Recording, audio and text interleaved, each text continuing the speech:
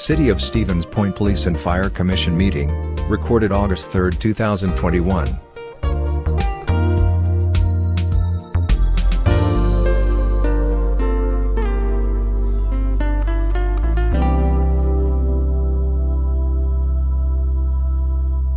I would call the August 3rd, 2021 Police and Fire Commission meeting to order. At this time, Leanne, I would ask you to call the roll of commissioners. Hirschling. Here. Moore. Here. Ostrowski. Here. Morozek. Here.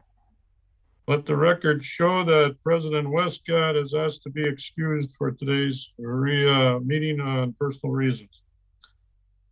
Item 2 on the agenda, approval of the minutes. And you notice those minutes are from June 1st, as we did not have a July meeting.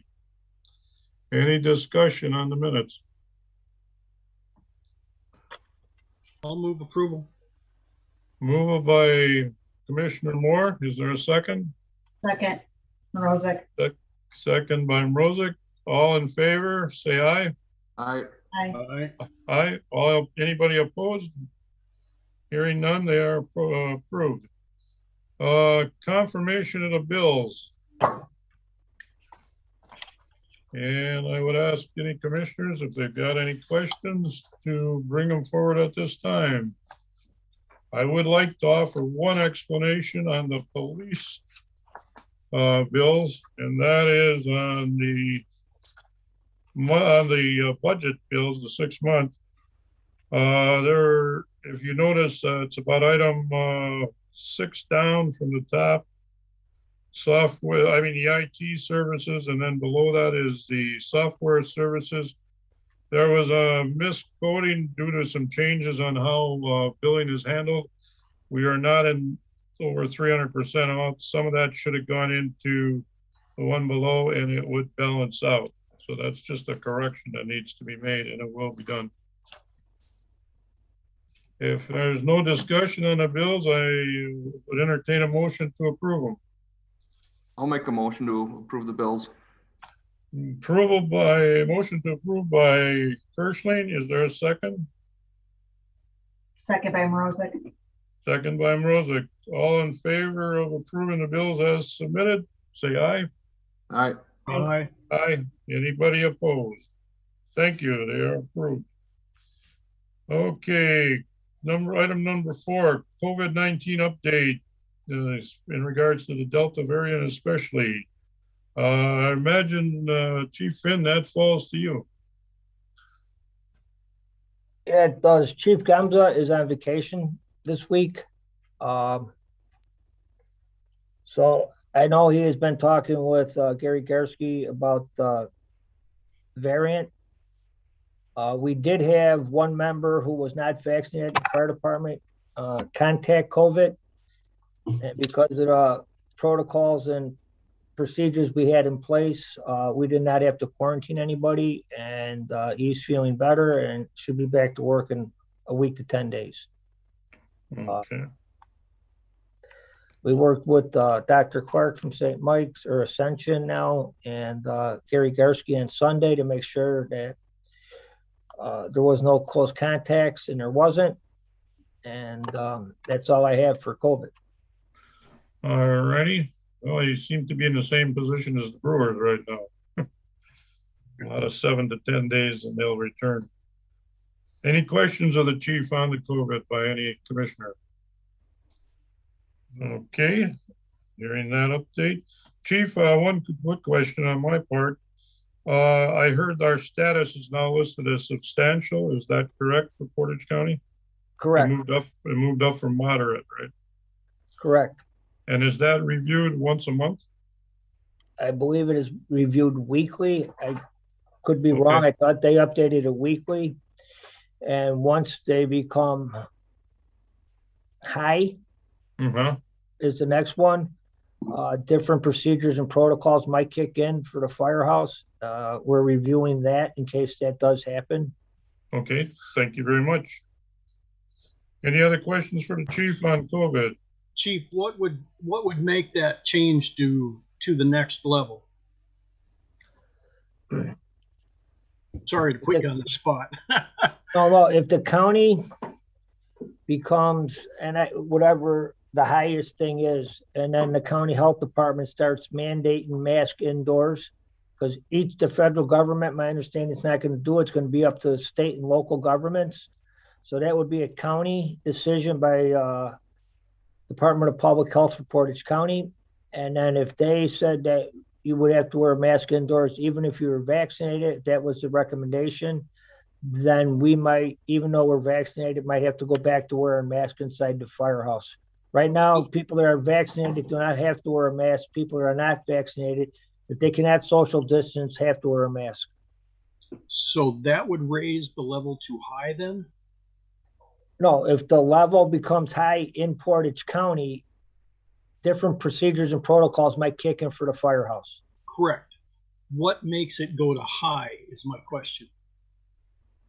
Whenever Gary Garsky says so. Okay, that's fair enough. We rely on the health department for that information. Okay. I don't know if there's an equation, percentage. I couldn't answer that, Commissioner Moore. I don't know. Okay, thank you. All right. Any other questions on that? Okay, then we will move to item 5, the 2022 capital budget discussion. This is, I know, that one of the chief's favorite topics. And which chief would like to go first? Chief Zenner, you want to try it? Sure. Really, well, the first thing that we have for our priority list is something that we've already received. I still just staying with the process. That was our records management system. That's a Portage County wide. And we ended up getting approved for that capital early in the year. The anticipation was we were not going to be moving forward on that until 2022 and shortly into 2021. Motorola kicked out a pretty sweet deal that was too good to pass up, and we got significant amount of money taken off on that. If you look at, we were initially projected 500. Now that was high, but we ended up with a final cost of 96.5. That has, again, that's already been approved and paid out, but I still identified it as our number one priority, just so it's documented.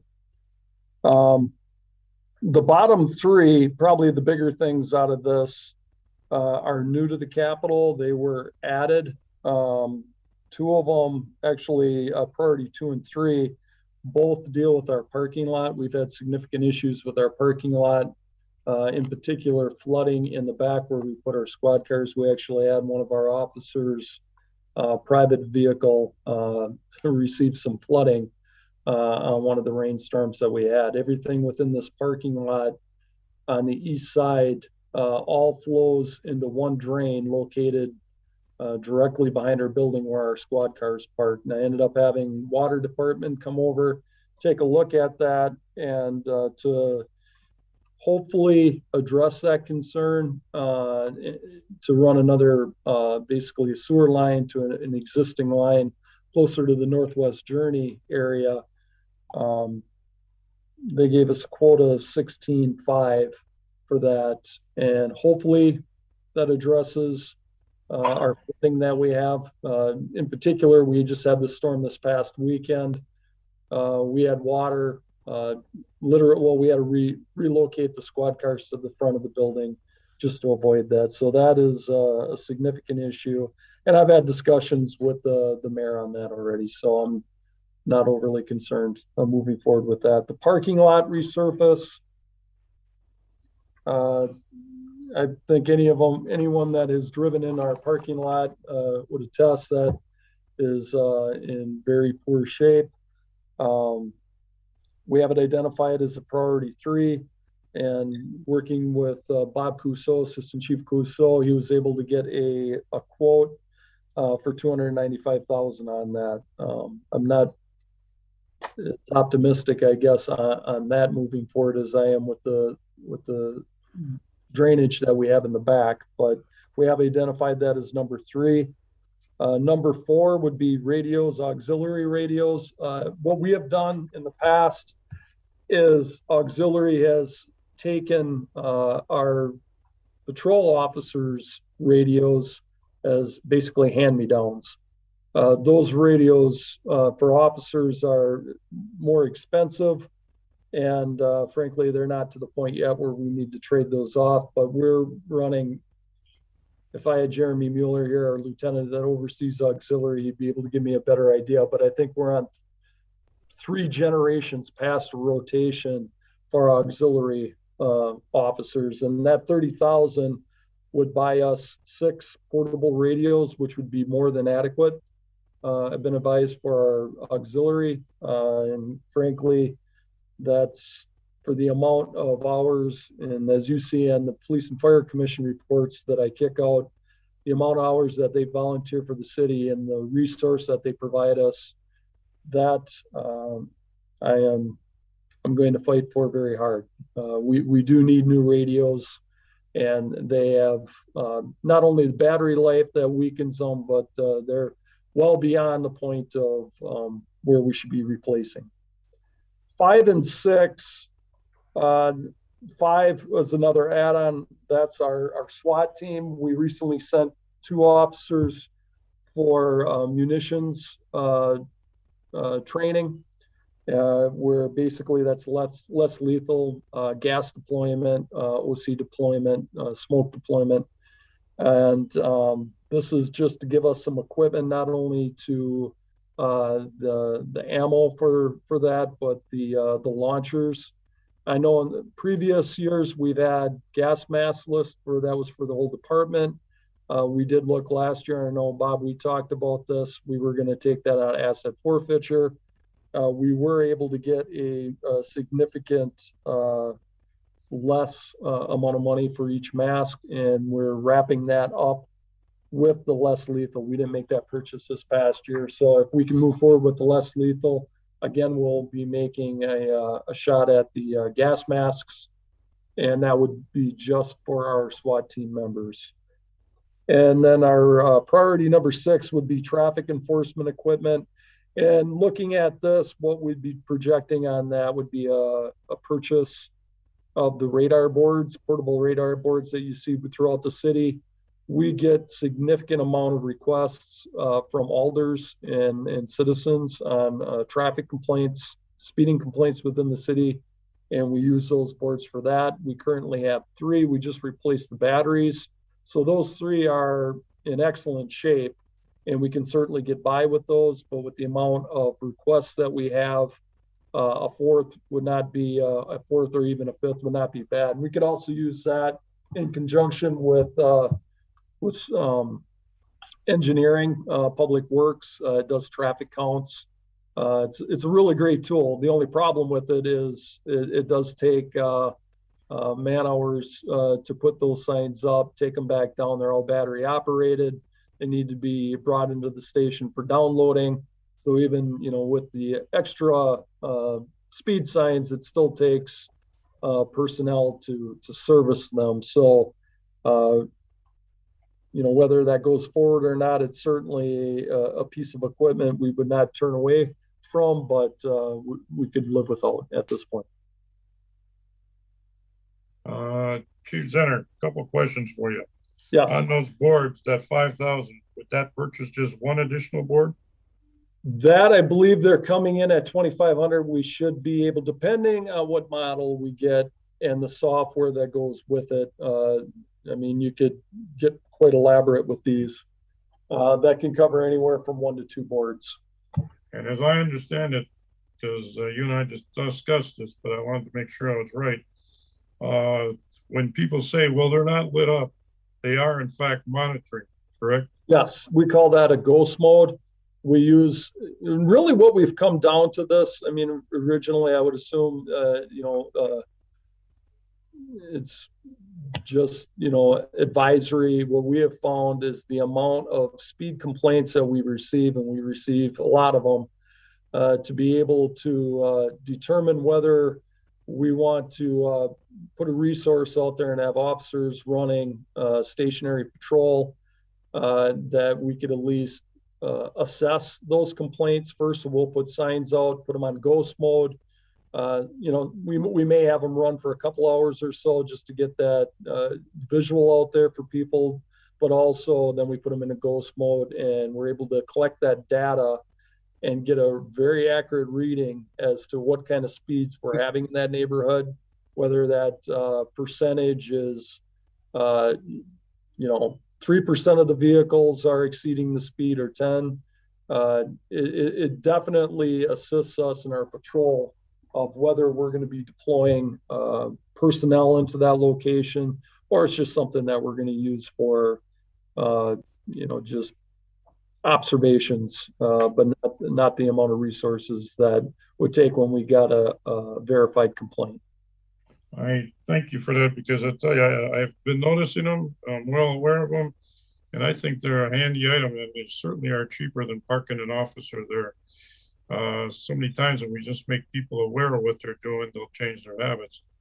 My last question for you, Chief, is I noticed on page 2, squad cars, 12 of them. Are ours due to be rotated? I thought so many were rotated each year. That was the purchase from 2021. We actually have those. They have already been purchased. So we do not have to have any next year. No. And typically, what are those cars going now? 3 years? They're on a 3-year rotation. What we're running into a problem with, because we have our vehicles purchased and they've been sitting out there since February, March. There's very limited amount of companies that basically swap out the equipment in those. We were fortunate to have one in Stevens Point. We're unfortunate in the fact that he has significant amount of police departments throughout the state that also use him. So to fall into those schedules, and in the future, we've had discussions on how we rotate our vehicles, whether instead of doing the full fleet of patrol that we split that up.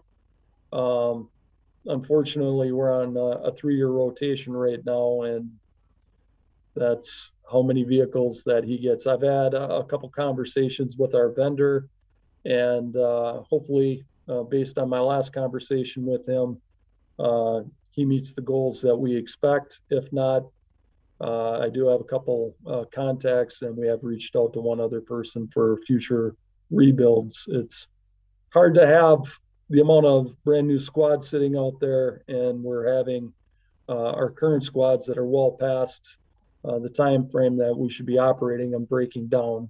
So unfortunately, again, that falls down to the vendors that we have available and the slots they have to get those vehicles in.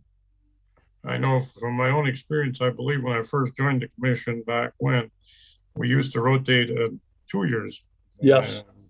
And so we are demanding more of the equipment and beating it longer, and still demanding the same level of service. I think this is something the city needs to be aware of, and we need to keep in mind that what we're asking these vehicles, plus they sit out there unprotected. Right. And, just, I guess, to educate anyone that's listening, you would say, well, geez, a 2-year vehicle or a 3-year vehicle. I mean, I'm not personally driving a vehicle that's 16 years old, and it drives great, but I don't drive it 24/7, 7 days a week. Yep. So these vehicles, and not only that, the equipment that they have in the vehicles will require them to continue to run, or the next thing you know, we have our batteries are drained. So they receive significant miles and significant wear. A 3-year-old vehicle, easily, you're putting it out to the 9-10 year range of operation, just on the amount of 24/7 use that they have. Thank you for that, Chief. Any other commissioners have any questions on the police budget? Okay, if that wraps up, Chief Finn, what would you like to input us on the 2022 budget? Thank you, sir.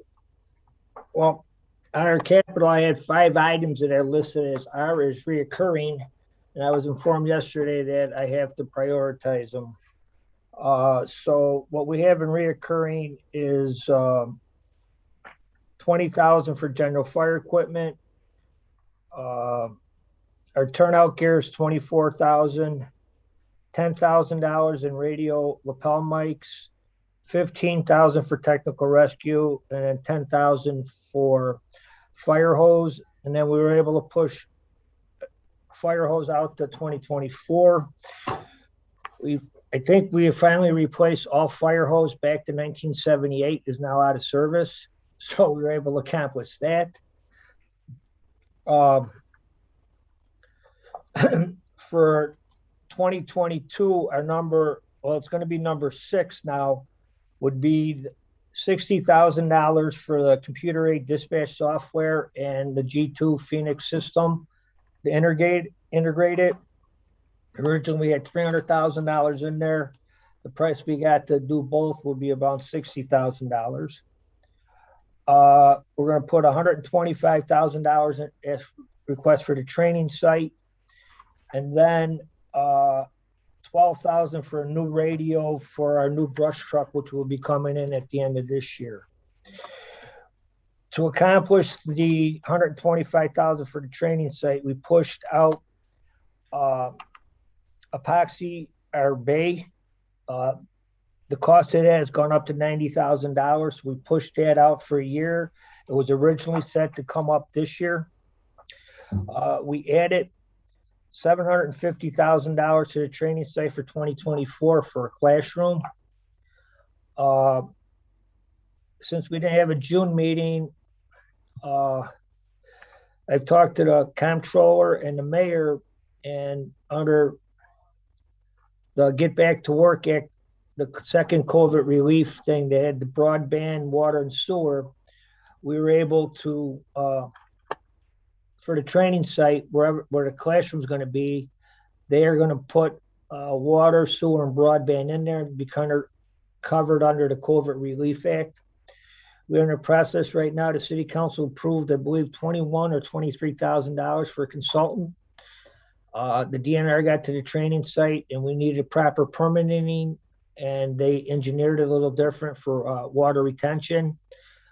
We've been working very closely with Scott Badoon from engineering, and we should have that consultant's report back and everything filled out, hopefully within the next couple of weeks, so we can start breaking ground.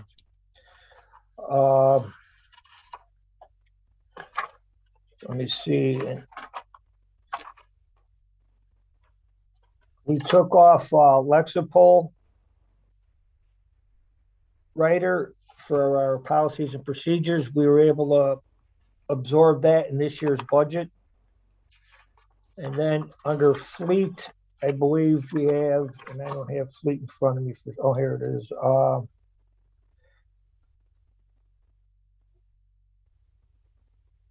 A new fire engine for 2024, $410,000. It will replace truck 3, which is a 21-year-old vehicle. And so then we would have 2 engines and 2 trucks. That particular vehicle, what type of vehicle is it, Bob? It's a 75-foot American LaFrance straight stick. The main 75 feet long. It's a reserve truck now. It's the one with the training wheels on it. The best way to describe it, so everyone realizes what, when they see it, that's what it is. It's not. Is it an aerial truck? Is what I'm referring to. Yeah, we're right. It is an aerial truck. Okay, Bob, if you We'll could replace that with an engine. We need 2 engines, so. That's understandable. Bob, if you could do me a personal favor, and that would be your 6 top priority items, if you'd send me those by email. Trying to keep track of all this is kind of difficult. I'd appreciate that. Okay, well, I'll send you the 8 things I have, right, because 5 of them are reoccurring. So Okay. if the mayor says you got 5 of them, well, we need that to operate. The stuff that we're putting in capital is, we have to replace by NFPA standards. So I will send I could send the whole commission the 8 things that in order and the amount. I would appreciate that. That would give us right up to date for where we're thinking. Any questions of Chief Finn by the commissioners? Okay, I don't believe this requires any kind of an action by the commission, other than to say good luck to both chiefs on getting their wish list. One thing I learned over the years here, I admire your guys' patience on this process. I believe that, all department heads, well, Chief Center and I submitted drafts. We couldn't submit the final one until the Police and Fire Commission approved it. So these will be submitted tomorrow. And I believe they said by the end of the month, we're gonna start meeting with Corey and the mayor. Tom, I'm not sure. I thought that's what they said. Yeah, they're planning to start meeting at the end of, well, I guess it'd been last month, so I would assume in the next week or two. Well, then in that case, I would entertain a motion to support the two chiefs on their budgets requests that they're submitting. Is there a motion? I'll make that motion to support them? and approve those budget requests. I'll second that. Thank you, Joe. Thank you, Jerry. All in favor of that support terminology, signify by saying aye. Aye. Aye. Any opposed? Thank you. We appreciate that, and I know the chiefs appreciate our support. Let's see. Next item goes back to Chief Zenner on Officer Kevin Gomez. Yes, Officer Gomez has been with our department now. He's rounding off that year and a half probationary period that we have. He's been working pretty much exclusively on night shift. Last month, he just rotated for day shift for the first time, so I actually get to talk to him. So, but he's been doing outstanding. The letter that is attached is from his lieutenant during his entire time on night shift. Again, excellent officer, excellent hire, and he's progressed nicely. And my recommendation is for him to be released from probationary to regular status. Well, I would like to comment two things. One is I've seen a lot of these letters over the years. I don't think I've seen one as positive as this one is. So the gentleman must be obviously a officer that we would be proud to add to the force. So I will make the motion that we move him to permanent status. I'll second. Kirschling second. Thank you, Joseph. And all in favor of approving this, signify by saying aye. Aye. Any opposed? All right, Chief Zenner, you got your permanent status, man. Excellent. And with that, we will move on to the police chief's report. And as you notice, folks, we got two reports because we did not meet in July. So any questions on either June or July? Or Chief, I'm going to let you discuss them first if there's things you'd like to point out. Yeah, just a couple things. We already talked about Kevin Gomez. We also have Officer O'Neill and McCluth. They finished up their field training process. Both have been assigned to permanent shifts, and they are working out nicely on solo patrol. With COVID protocols changing, municipal court is now meeting in person. A difference that we're seeing on this, and this come through a state mandate on municipal courts. They have the ability to make a request that a bailiff, armed bailiff, be present, and we will be providing that. Our court officer, it's going to cost some overtime. We may be able to recoup some of those funds through municipal court to pay for that overtime, but we will have Officer Mike Schultz, who's our court officer, attending as a armed bailiff during those municipal court hearings. We didn't do that in the past. That's something new moving forward. And looking at the report, that was from our July report, so the month of June. Detective Stormy Garrett has been reassigned from patrol to sensitive crimes. She's now been in that position for a month and a half, and doing well. One thing of note back from would have been on July's report and from the month of June, we have a significant rise in the use of force incidents. In this, looking at those And I just have people popping up in the waiting room here, so I'll be letting them in if I kind of look like I drifted off. But, and talking to the officers, we are, and it's continuing this month, seeing a significant rise in high-risk calls, in particular gun-related calls, whether the call comes in as a gun-related call or is confirmed as a gun-related call, to include just last Friday night, talking to our officers, we were unable to make contact with the alleged suspects, but a display of a handgun in the downtown area. From looking at the use of force reports, many of them, as we discussed in the past, and I have talked with Lieutenant Johnson. He's the one who compiles this data for me, and I plan in a future PFC meeting to have him present and discuss what a use of force is, what does decentralized mean, or different terminology, hand techniques. PFC meeting. And I will mute whoever that is. Yes, we have seen a rise in those calls. Many of those in particular that are marked as a use of force is an officer's display of a handgun that justifies or quantifies as a use of force incident, and that is one that we've seen a significant rise on. But if you've seen, that would have been the July's report. That is by far the most that we've had in a month. Moving on to the current PFC report. July 28th, Officer Radsick was going to assist, and I have listed this as actually an error. He was going to assist Salvation Army with Point in Place, and that's basically a count of homeless individuals in the community. He was unable to join them for that. This was the night that we needed extra manpower due to the storms that were coming through last week. We had been advised that we would have significant weather incident, which was also coincides with when our back parking lot flooded that we were talking about for Capitol. But he had to come in and work the road along with Lieutenant Williams. And that was also the same night, luckily, that we called them in. We had a SWAT call out where we assisted Portage County on a SWAT call out in the Amherst area.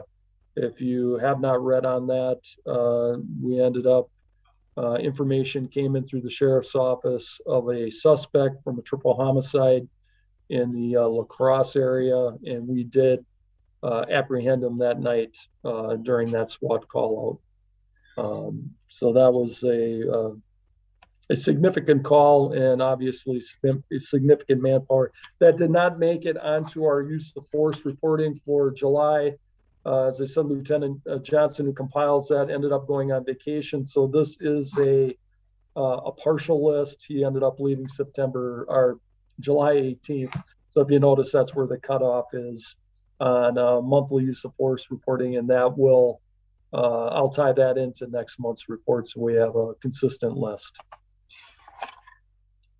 Other than that, open for any questions. I guess, well, one case I wanted to talk about from this past month, whether you saw there's some media footage on that of a battery that took place involving a bicyclist on the south side of town. That would have been listed on the report on July 24th, Water and Francis. We have investigated that, and as you probably read, we did make 2 arrests on that. Okay, is there any questions of the chiefs on either of those 2 months of reports? I, for one, Tom, commend you and your officers. I have been watching this use of force incidents and also resistance. And I can remember my first meeting coming on many years ago. We were discussing whether an officer had to use his baton or not. Now we're talking about drawing their weapons. And that's only a few years ago, and it scares the daylights out of me, but I guess it shows how society is changing.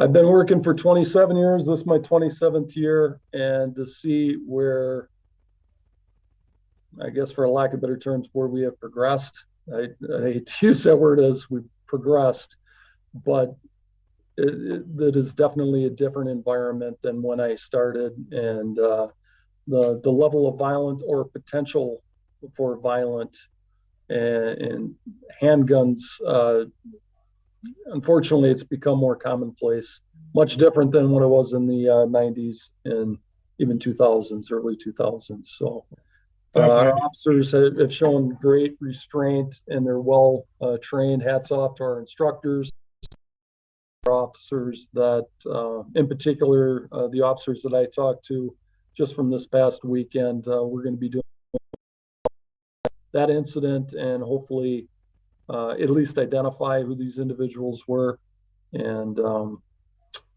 hopefully stay on top of it.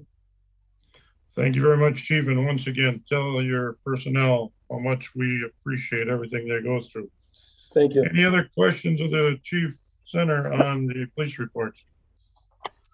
If not, I'll entertain a motion to approve the police chief's report.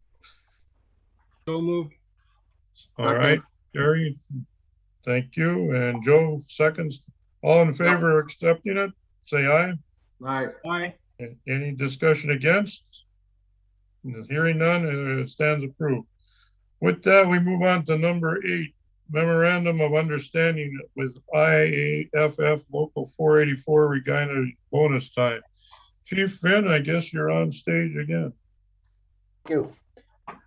On June 30th, Mayor Weeza gave all city employees 4 hours of what he called bonus time for their efforts in COVID. And it had to be used by the end of the year. Well, we are short manpower, and the way it's going to have to be used is it's going to have to be picked as the last thing after vacations and holidays and comp time and everything else. So I worked with the city attorney, we worked with the local, and that everyone is going to be having 4 bonus 6 hour or bonus 4 hours of bonus time, and they can use it. They have until the end of 2022 to use it. That's the difference of the mayor's directive. And because we have a contract for time off, we had to come up with a side letter. And so essentially, because of your manpower shortage, they get to use a year and a third rather than a third of a year. Right, and you can't cash it out when you retire, or if you don't use it, you lose it. Yeah. So, I would assume you would be looking for a motion to accept this MOU, correct? I'm looking for a motion for you guys to authorize President Westcott to sign it. Because I will move that we authorize President Westcott to sign the MOU between the city and Local 484 as presented. Is there a second? Second. Second by Denise. All in favor, say aye. Aye. Aye. Any opposed? Okay, we approve it. I'll see that Gary gets the message and that he signs it and gets it on the way to you. Thank you, Chief. And that's a neat way to work out the shortage of manpower. Item 9, collaborative problem solving process with the fire department. Chief, I would assume this falls to you to discuss. yes, it does. If you can give me. Okay. Stevens Point Fire Department Management Team and Local 484 have worked cohesively and collaboratively to create this plan. We all agree that this plan put on by the International Association of Fire Chiefs and International Associations of Firefighters, this Labor Management Alliance, will start to heal the harm caused by former members of the Stevens Point Fire Department. Some of that harm was caused by a firefighter who the PFC deemed to be unfit for our community. The management team and Local 484 will take this corrective action and all move forward together. We've searched all over the place to get what the motion said that you guys In a letter sent to us, I gotta find the memo, excuse me. On July 1st.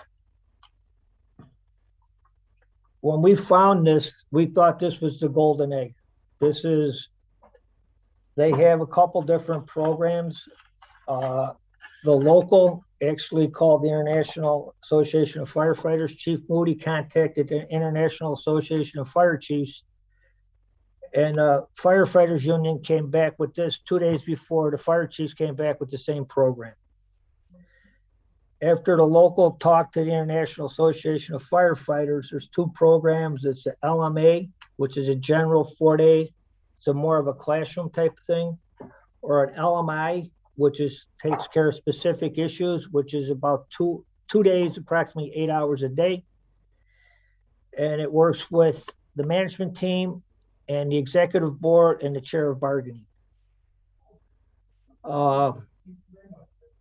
This does not specifically meet the motion that was made by the Police and Fire Commission, saying that all members by all members of the department. This is what we came up with. To be honest with you, we couldn't find anything to come back with all members. I believe that this will help us with the problem solving in the firehouse, and it can move this department forward. They come in, they come up with an action plan, and then they come back to see if we're following this action plan.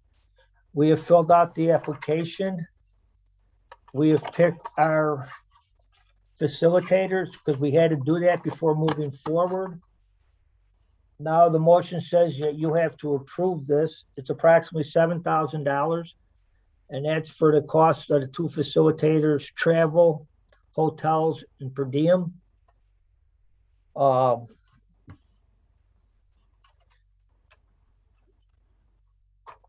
Give me 1 second here. I got so much paperwork here. Okay.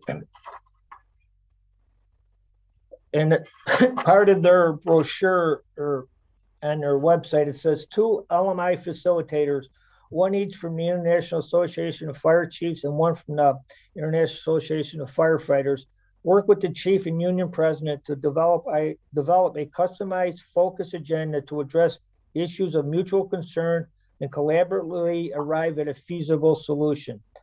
A work plan outlining these steps going forward is developed during the second day.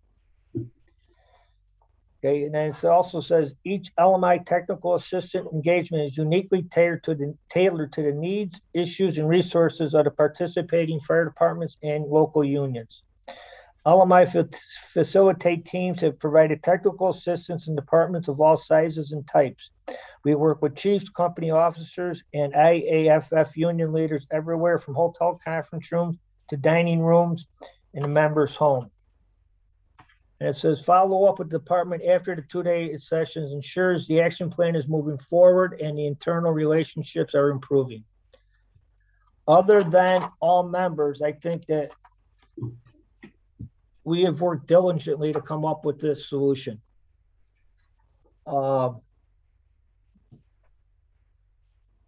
I think we meet the spirit of what you're looking for, and I think this will help the fire department move forward.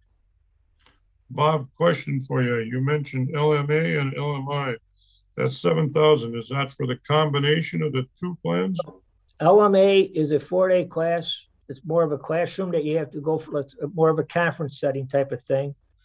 I don't even know if that's achievable because we would basically have to shut down the fire department for 4 days.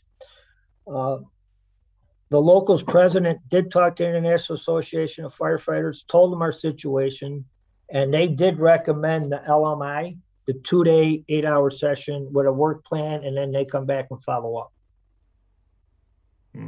Okay. And so we would be getting a 2-day program by 2 people for 8 hours for 7,000, correct? That's the approximate cost. Once if the PFC approves this, because I believe the motion says the PFC has to approve the plan. There's a questionnaire that both sides fill out. I have two of my management team in class the first 2 weeks of August. And then the third week of August, we have 3 days of interviews for new possible coming up with a hiring list. So we have talked, I have had numerous conversations with the locals president that we will fill this out, they will fill this out and have the questionnaires to this LMA by September 1st. If this plan is approved by you. All righty, and questions by any of the commissioners on this? I do. And again, being the newest commissioner here, I guess the question that I have is that none of this was taken lightly. A lot of thought process was taken into our motion. One of the biggest issues that we as commissioners looked at that brought us to where the situation laid is that it includes participation by all members of the department in order to ensure that all voices will be heard as far as this collaborative process. And appropriate documentation will be maintained regarding the participation activities engaged in by all members of the department. I think if I'm understanding what Chief Finn has in front of us, it's taking into management and union representatives to do this, 2-day process, but it is not involving all members as was the directive. So I don't know as a commission, like how we look at that. From what I've been instructed, Denise, in discussion with our president, and I believe he talked to legal, we would have to amend our motion that we did, our instruction that we had given, because we would be changing, because it was a unanimous vote at that time that all participate. Now, I do understand the chief's logic here, pretty hard to shut down the department for everybody, but that was the motion. Jerry, you're the parliamentarian on board. Well, and the chief, I think, actually kind of answers this question in his statement of what it is. It looks like representatives from the union and the chief, or the department heads, the chiefs, will work together to make a plan, and that plan will go in effect for the entire department. At that point, is that where everyone in the department will be part of this plan? I guess is my question, because they're going to have to live by whatever happens. I'm just trying to get it clear. That's kind of the way I see it at this moment, but I don't know if that's accurate or not. I can't answer that question, to be honest with you. It's when we filled out, like I said, we filled out the application. The next process is we stop because we don't want to do the questionnaires until you approve the plan. Now, if we pick the facilitator, if the International Association of Fire Chiefs facilitator and the International Association of Firefighters facilitator says, we want to talk to everybody, that's what we're going to do. Okay, but they want to deal with just management, the chair of bargaining, and the executive board, that's what we're going to do. We could not find a plan to cover everybody. I mean, we did our due diligence, and this is what we came up with. It's not exactly what the motion said. I've explained the process the best that I can, because we haven't gone that far along in the process. But like I said, the union and the management think like we hit the golden goose when we hit this. This is exactly what the letter the memo that was written. Yeah, the memo that was written, we met everything in the memo. We meet everything in the motion except for by all members. And I can tell you that it's in contract or the union's bylaws that when the president speaks, he's actually speaking for all members. Chief, did they vote on this, whether they want to participate or not? The union's the one that brought it to us, sir. Okay, So, and actually, if we move forward with this at the next union meeting, the union body will fill out the questionnaire. That's the intent of the union. it seems to me that the commission, regardless whether it accepts the altered plan or the commission decides to keep the original motion, regardless, we have to meet in the future to discuss it. Ostrowski, that's what you're saying, right? That's what I was instructed. Yeah, so we have to meet regardless. I don't have any questions at this time. I have a decent idea, and it sounds like one of my questions that I had can't be answered. Of once they come in, what does the plan look like? And Chief Finn, because they haven't gotten that far, doesn't know the answer to that. I don't know if it would help the commission if they could provide a sample copy. And that would help, and that would satisfy the commission's motion. But it just doesn't seem like anybody knows because we haven't gotten that far. Is that accurate? Makes sense to me, Joe. I can't speak for them, but they have to come in and see what the problems are before they develop a plan. So you can't come walking in with a plan that's not going to, because each plan they develop fits each individual department. So they don't have a one plan fits all. Chief, did they give you a timeline? Like, we're going to make the action plan, we're going to implement the action plan, and then we're going to come back and review it in 30, 60, 90 days, something like that? My understanding is after the 2 days of facilitators be here, they come up with a plan. They do come back and review it. I just don't have it in front of me when they come back and review it. Sure, but it is not just 2 days and then it's done. No. Okay. But again, from what you said, Ostrowski, the commission has to meet in the future to decide. Because Right. we have an approved motion on Because we can't approve it as it sits. That's what you're saying. that's what I was instructed. Okay, well, then it seems to me that we need to table this and the commission needs to meet. And All right. if there's any questions that anybody has of Chief Finn, right now would be the time to ask them. But Bob, from what you understood thus far, and I don't expect you can know answers to everything, but does it seem like using this process, everybody would have a input? It just that would be through somebody, not maybe directly themselves.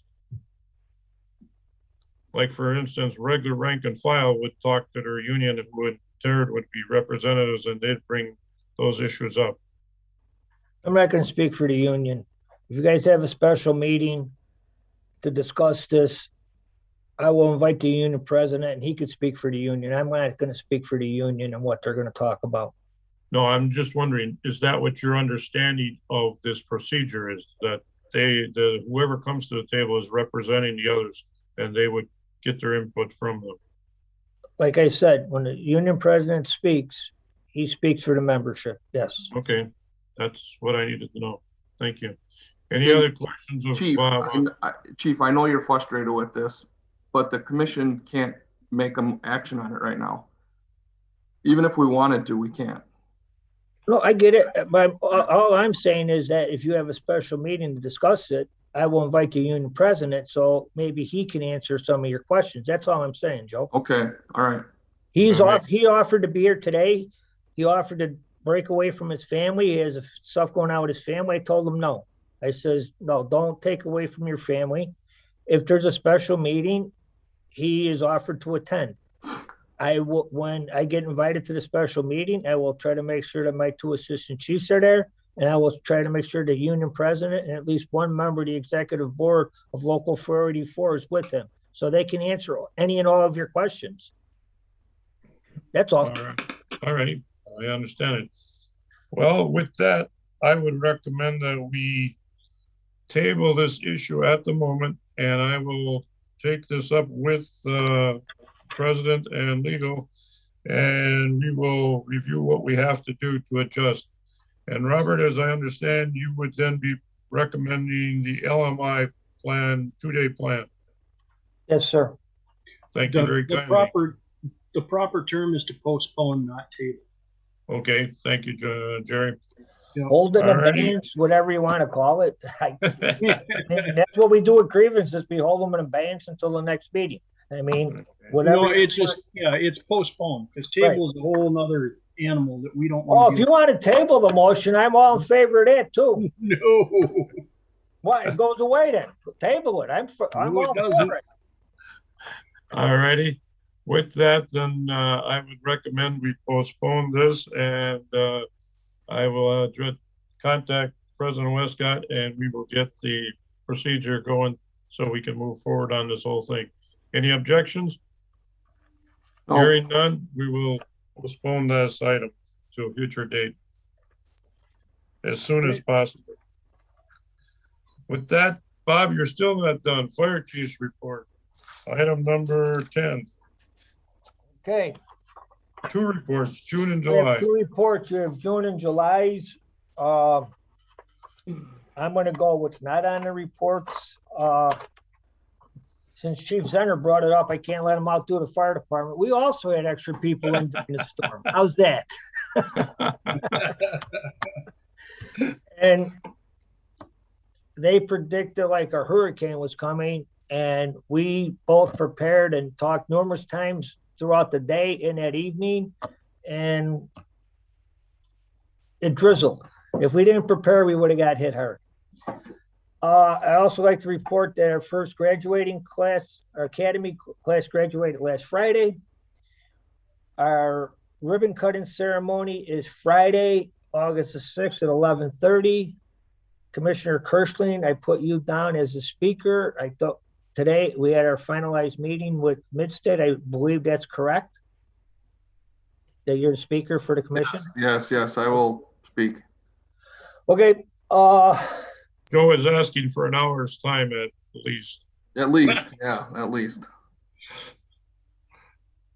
well, they're requesting like 1 to 3 minutes, Joe, so you know. I can And if handle that. you want extra time, I'll give you my time because I'm not going 3 minutes. All right. There will be other commissioners present also. Right. Let me just say something. Leanne,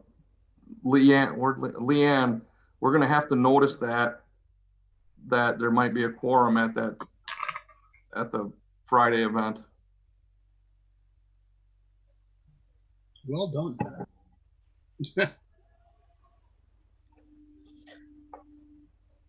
Okay, proceed. Yeah, go ahead. Okay. We had a media day for MDA today. Last year, we were not able to collect for MDA. This year, our dates are August the 12th and the 13th from 1 to 5. We'll be at Division in Maine and Division in Clark. And as you will see on Friday, the first MOU that the Police and Fire Commission approved at the training site was with the Wisconsin Department of Justice Criminal Investigation Unit. And the first ever state certified fire investigation class, the classroom part is being hosted at the Stevens Point Police Department. The practical part is being done at our training site. So there's 34 students and 13 instructors in town right now making that happen. And again, thank you, Chief Center, for all your assistance and get in the classroom and stuff. No problem. Other than that, Riverfront went off okay. They really liked the Kids Challenge and the police department, and they're gonna Kids Day. A lot of positive feedback on both the police and fire side, and there's already talk about expanding that event next year. And any questions on the reports? If not, I'm done. All righty, Chief, I have one for you, and this would refer to Chief Zenner as well. Something as I've been wondering about with the talk on the Division Street redo. Have either of you chiefs been asked for input as to the design of the street, or how situations will be handled when that street is tore up for lengths of time? Myself or Fire Marshal Egan have been in these meetings for the last over a year. They've taken our input and they've redesigned some stuff. Other things, they were like, this is the way the road's going to be. And we're working well with them. They have taken all our concerns to heart and try to deal with them. That I can't say. Chief Zenner, what's your experience? Yes, we've had communication, Scott Badun in particular, about, impact on public safety. Obviously, when we're talking about vehicle operations on designs and such, that's going to have more of a bigger impact on the fire department. But we don't have any issues related to communication on how that will have an impact on the police department. Well, both of you have had some kind of input to the situation so far. Correct. Thank you. Any other questions of Chief Finn on the fire department report? Hearing none, I'll entertain a motion to accept the chief's report. I'll make a motion to accept the chief's report. Kirschling, and second by Rozak. All in favor of accepting the fire department report, say aye. Aye. Aye. Any opposed? Thank you. All right, item 11, with a clarification. I see it says item 12. I will indicate now that we will go from item 11 right into closure. We will not re-enter into regular session.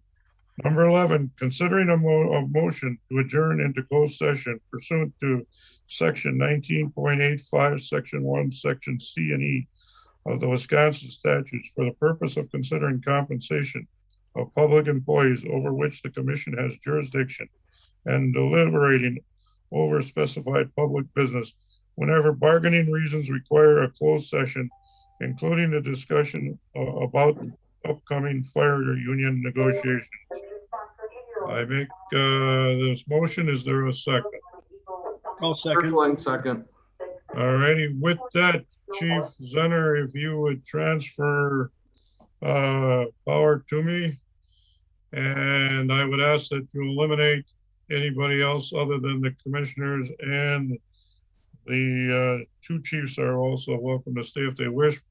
Tom, I understand you might not want. Recording stopped. We need to do an aye on that, don't we? Oh, yes, I apologize. All in favor Recording of the in motion? progress. Aye. Aye. Aye. Anybody opposed to the closed session? Hearing none, I say we move forward.